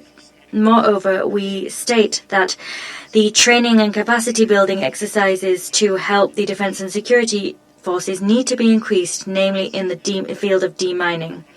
For as long as buyers continue to hunger after the natural resources of the CAR, the blood of innocent Central African people will continue to run. The time has come to put an end to this cycle of violence and to write a new page in the story of the CAR. The certification and traceability of minerals, as well as shoring up the security of borders, are sine qua non for the fight against armed groups. These challenges are not challenges which the CAR can overcome without the support of partners. We particularly encourage cooperation between the CAR and its neighbours to counter illicit cross-border networks. Civilian populations are the primary victims of the illicit trafficking of minerals in the Central African Republic, despite the fact that these civilians should be the primary beneficiaries of these materials. Drying up the sources of financing of these armed groups is vital. They profit from the illicit trafficking of natural resources in the CAR. The issue of their financing is vital, and this was recalled during the extraordinary summit of the African Union held in Malabo in May 2022. We welcome progress made with the implementation of the Disarmament, Demobilization, Reintegration and Repatriation Plan, and the surrender of more than 4,500 combatants out of a total of 7,000. We ask all rebel groups to join the peace agreement without conditions and to take part in the DDRR program. Restoring peace in the CAR requires continued financial support from the international community, particularly for the DDRR process. It is vital that the CAR authorities have financial means in order to offer alternatives to former combatants. We welcome the efforts of the Security Council, efforts that have allowed a significant lifting of the arms embargo. We welcome the many measures taken by the CAR government to strengthen its weapons and munitions management system against a particularly difficult economic backdrop. Here, we particularly welcome the launch on the 29th of June of an arms marking program, as well as an awareness-raising program on the part of the National Commission for the Fight Against the Proliferation of Small Arms and Light Weapons. It is incumbent upon us all to support the Central African Republic's armed forces because, as we know, MINUSCA has an ad hoc mandate. The mission will ultimately withdraw from the country. The Central African Armed Forces must have human, material and the technical capacity to allow them to discharge their sovereign mission of bringing security to the territory and protecting the people. The renewal of MINUSCA's mandate must be considered through the lens of a changing security environment and bearing in mind the legitimate expectations of the CAR's authorities. Dear colleagues, the humanitarian crisis is growing more complex given the effects of climate change, the attacks of armed groups and the rising tide of violent extremism. This set of factors fuels poverty and the inequalities inherent to the recurrent socio-economic crisis in the CAR. Since June 2022, floods in the CAR have affected more than 85,000 people. They have destroyed infrastructures, crops, and prompted the displacement of thousands more people. We appeal to the international community to continue to support the financing of the CAR Humanitarian Response Plan. To conclude, we reaffirm our commitment to the respect of the territorial integrity and sovereignty of the Central African Republic. We reiterate our support for the special representative of the Secretary General, Ms. Rugwabiza, and of her team for their tireless efforts on the ground. Thank you. I resume my functions as the President of the Council, and I give the floor to Her Excellency, Madame Sylvie Valérie Baipo-Témon, Minister of Foreign Affairs of the Minister for Foreign Affairs, Francophonie and Central Africans Abroad of the CAR. Thank you.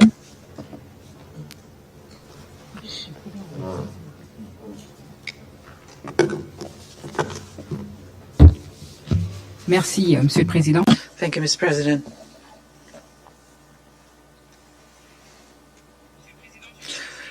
President of Security Council, representatives of member states of the Security Council, Your Excellencies, United Nations ambassadors present here, ladies and gentlemen. Mr. President, please allow me to start by congratulating you very warmly in response to those words that are conveyed to me by participants of the meeting. And I would like to thank them for their statements on my country. I thank them for their encouragement, for their expressions of justified and unjustified concern. I would like to also, Mr. President, congratulate you on your presidency of the Security Council in the month of October. And I would like to also thank you for the statement you made on behalf of the African countries, the A3. But also I would like to congratulate you and thank you for having raised in the course of your presidency and organized the debate on the important issue, this important issue for Africa, the debate on the armed groups and their financing. Mr. President, so here we are yet once again in this iconic chamber of the Security Council, where major decisions of this world are taken in the area of peace and security. This has become a familiar chamber for the Central African Republic. We've been here on several occasions because of chronic instability. This is a chamber where we're either applauded or depressed. We are discussing the Secretary General's report on the situation in the Central African Republic.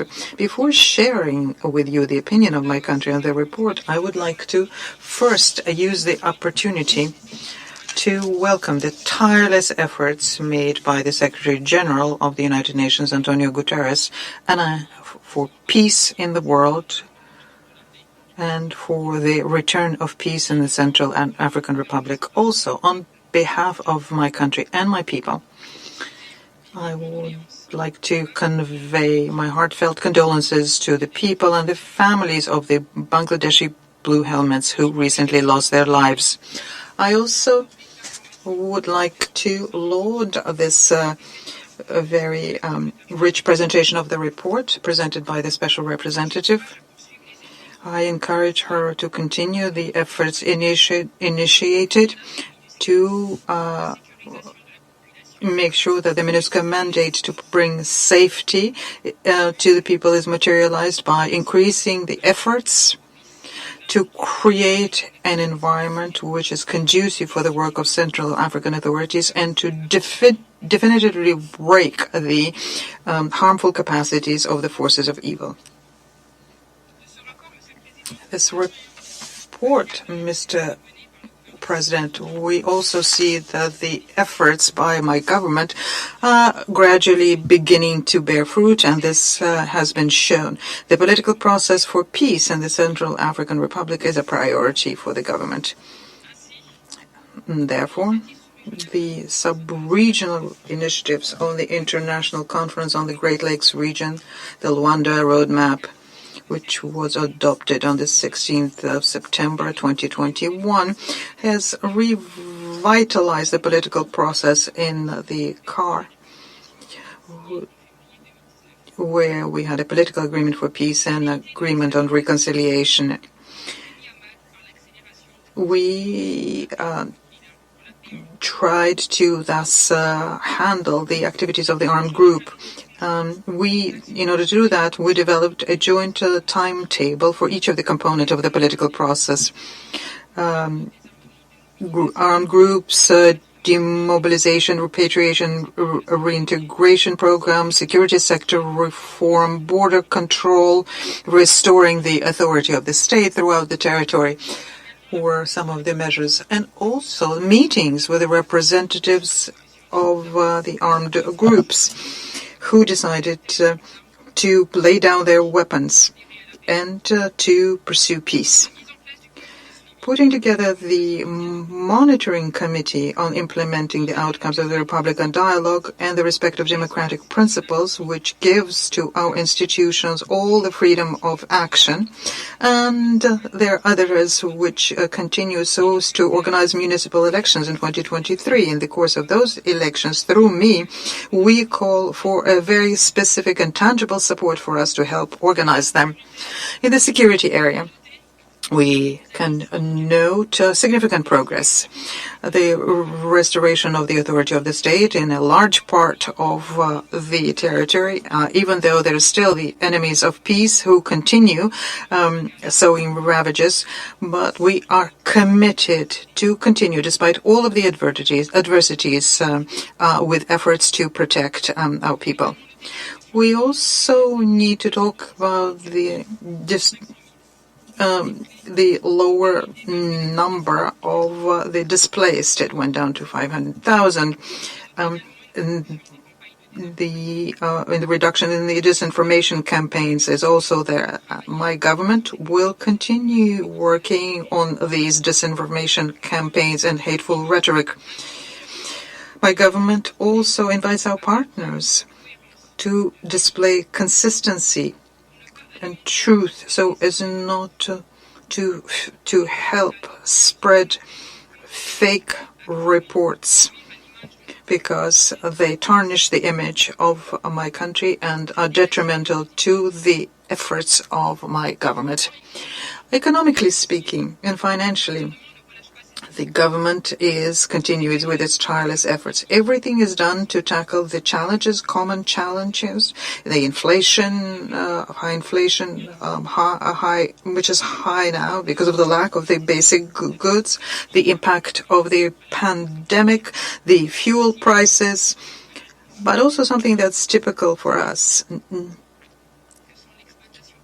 the illicit exploitation of our natural resources by the armed groups, the restrictions on the financial assistance, which impacts the work of the state. Mr. President, please allow me to now underscore the inconsistencies in the report. There's a wealth of information, and it has correct information, others erroneous, and some are unfair.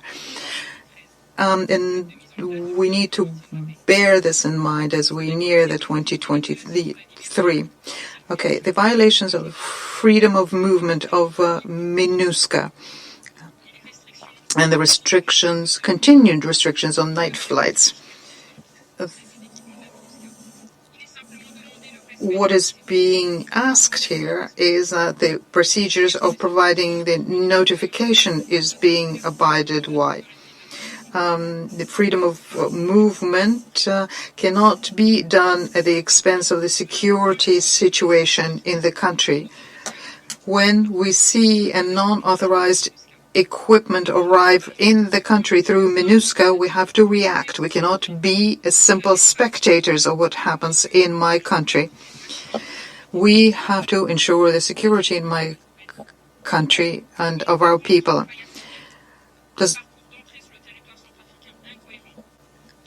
We must react when we find weapons in trucks which are not properly labeled, that we do not know the list of countries who are asked to help. And are we to just stay there and be surprised?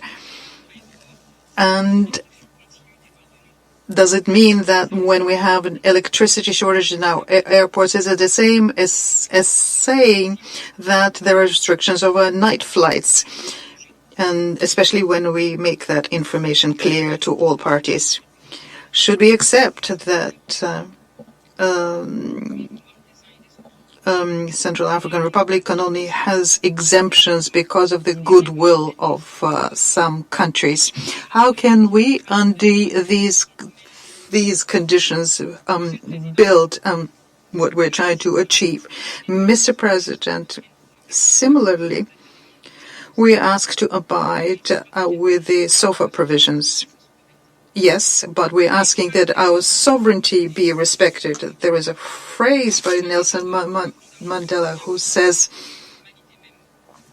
our fundamental rights have to do with our basic humanity. It is important, therefore, to show impartiality in our common work and make sure that some violations are not tolerated. This attitude imperils the accomplishments we've already achieved. Please also allow me to, Mr. President, to react to the speeches made here on the illicit weapons that we have been denouncing for months. So let me just clarify the most recent incident, which resulted in 3 deaths of Bangladeshi peacekeepers. This resulted from mines laid by an armed group, and then a patrol vehicle encountered that, and 3 people lost their lives, very quickly transported to the capital. In addition, this is yet another incident which confirms the plea of my government, which says that we have to work together, regardless of the political differences, in the face of the precarious situation of our people and the violations of human rights by consistent violence which comes from armed groups. We have to also equally work together on the issue, on the source of funding which feed the armed groups. Let's not use the vulnerability of my country in order to accuse us indiscriminately. We pay tribute to the peacekeepers who lost their lives in my country, but I would also ask you, please, to pay tribute to my Central African brothers and sisters who lost their lives and who continue falling.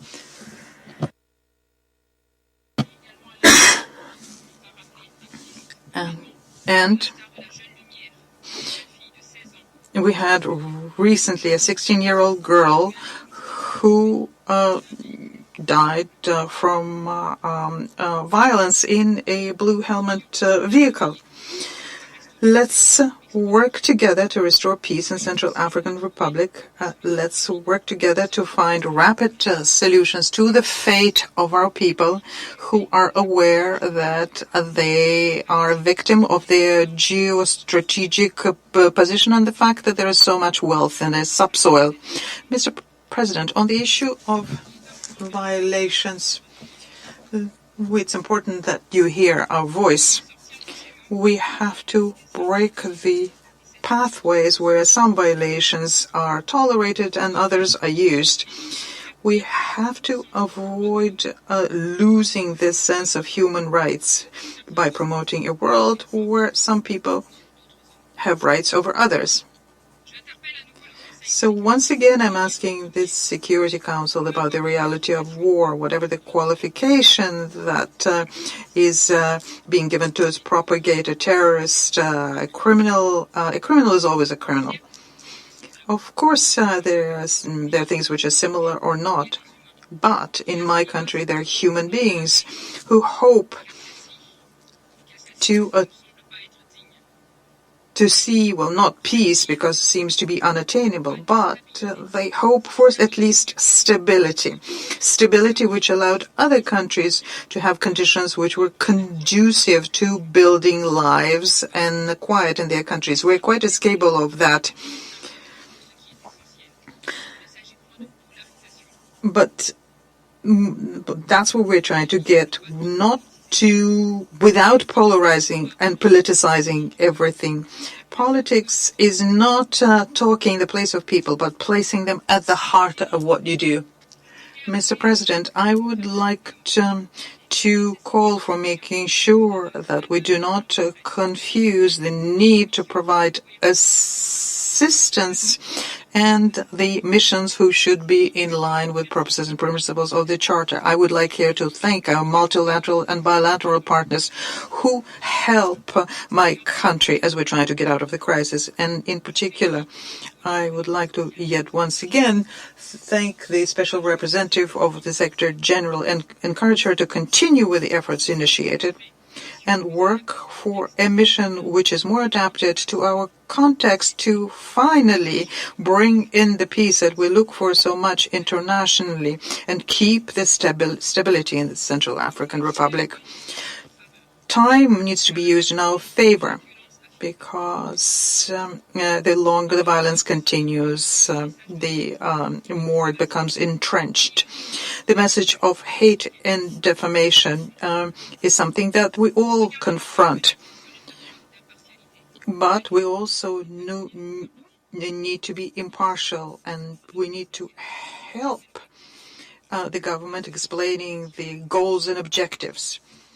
Violence feeds violence, and that is why today, more than ever, we need to fight collectively against the forces of evil and the reasons for the crisis in my country. And that is the armed groups. And not to dwell far too much on the consequences, let's go for the source first. We can count the consequences of the crime, but let's be more specific. If we're looking for the scapegoats now because of our lists and sanctions, this doesn't make us more effective, and it does not help us get to lasting peace. Quite to the contrary, it would mean that we have to review the mandate of the groups of experts. And we are talking about the interdiction of to move, but the armed groups, for example, are moving all over. We're talking about the Kimberley process, but the illicit trafficking continues in the areas where the rebels are.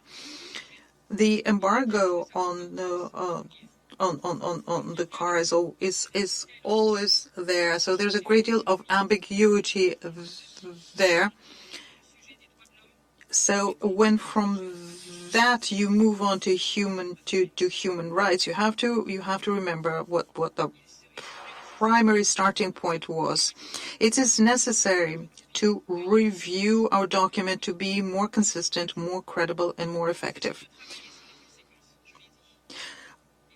Of course, we can work on the consequences of a conflict which lasted for far too long. Let's work in a manner that's responsible together, and let's work together and be pragmatic. On the causes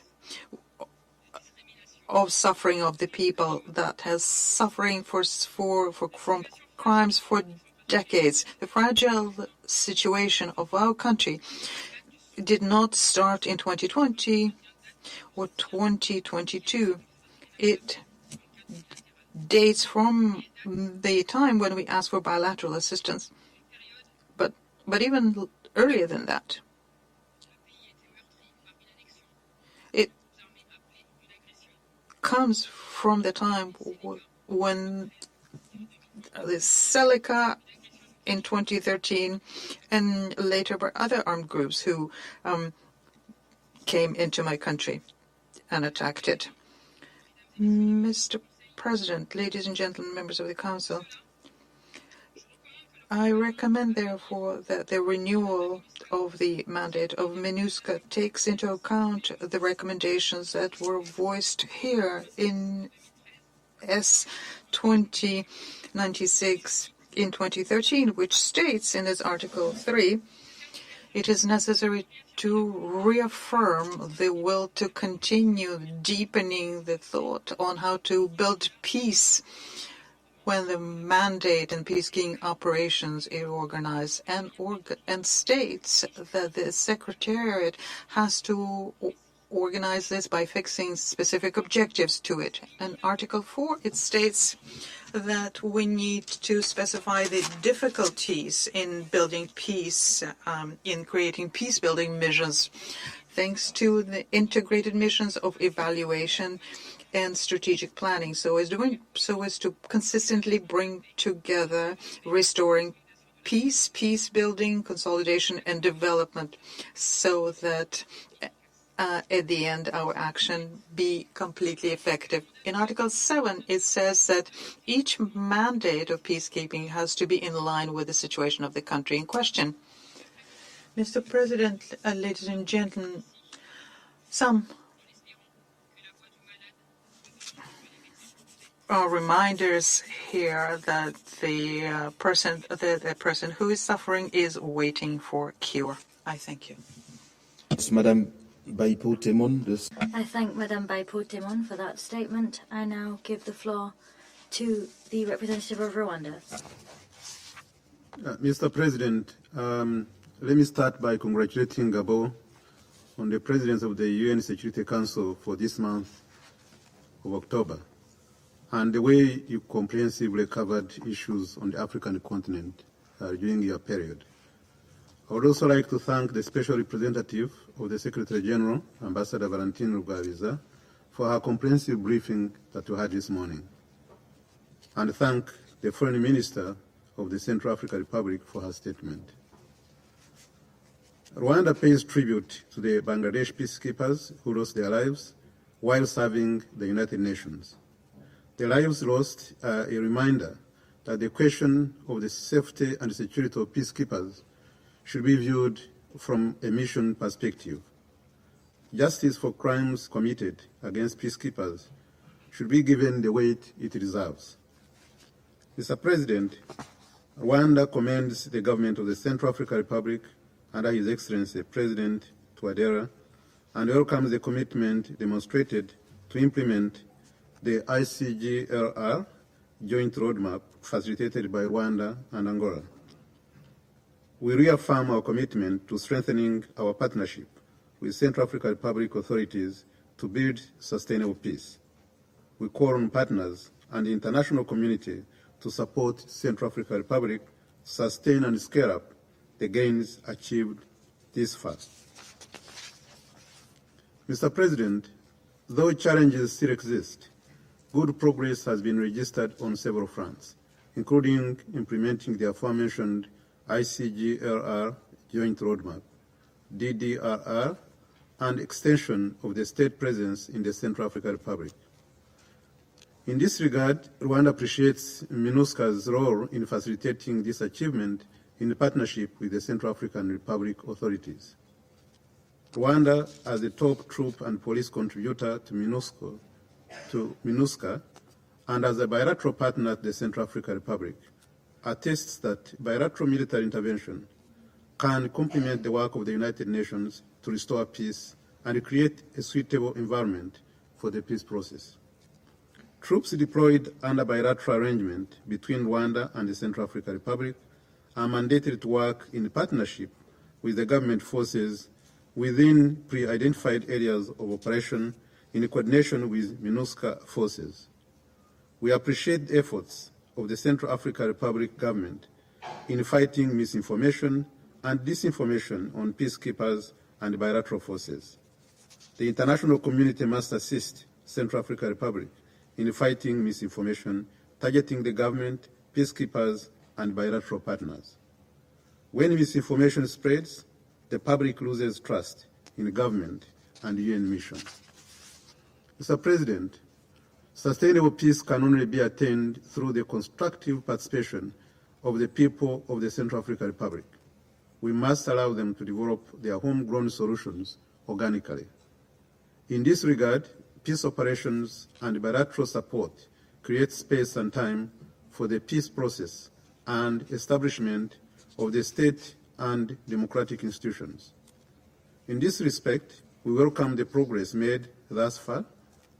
Rwanda will continue to cooperate with the Central African Republic government and other partners, including regional and sub-regional partners, in support of Central African homegrown solutions suitable to their local context. Mr. President, disarmament, demobilization, reintegration, and repatriation are crucial aspects necessary to ensure lasting peace. the uncontrolled proliferation of arms threaten peace and security in the Central African Republic. We are encouraged by the cooperation between national authority and MINUSCA in this regard, which resulted in a collection of 255 weapons, 11,738 rounds of ammunition, 12 grenades, 22 rockets, and 13 rocket launchers. DDRR is a long-term undertaking that requires sustainable funding. In this regard, we urge partners to support Central African Republic in implementing the DDRR program and the capacity building associated with the process. DDRR needs to be accompanied by security sector reform to transform the security and justice institutions, to create a secure and stable environment, and to enable economic development. Security sector reform programs should be resourced and Central African Republic supported to allow economic growth as the country moves in this direction. The Secretary General's report highlighted positive progress in extending state authority presence in the Central African Republic. We believe that the state authorities will enhance confidence building and essential service delivery to people, which is an integral part of the peace-building process. Mr. President, finally, complementarity in peace operations has proven to make a positive difference. Though under different arrangements, deployments of bilateral forces in the Central African Republic played a reinforcement role at the time of need. We hope that MINUSCA, Central African authorities, and other partners will capitalize on this momentum to build sustainable peace. I thank you very much for your kind attention. I thank the representative of Rwanda for that statement. There are no more names on the list of speakers. I will now adjourn the meeting so that the Council can continue its discussion on the subject in closed consultations. The meeting is adjourned.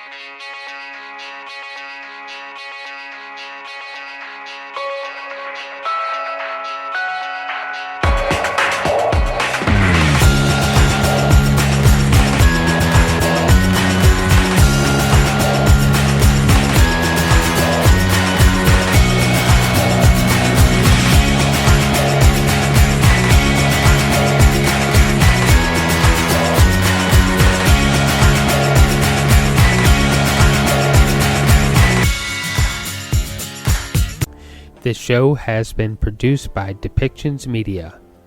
Please contact us at depictions.media for more information.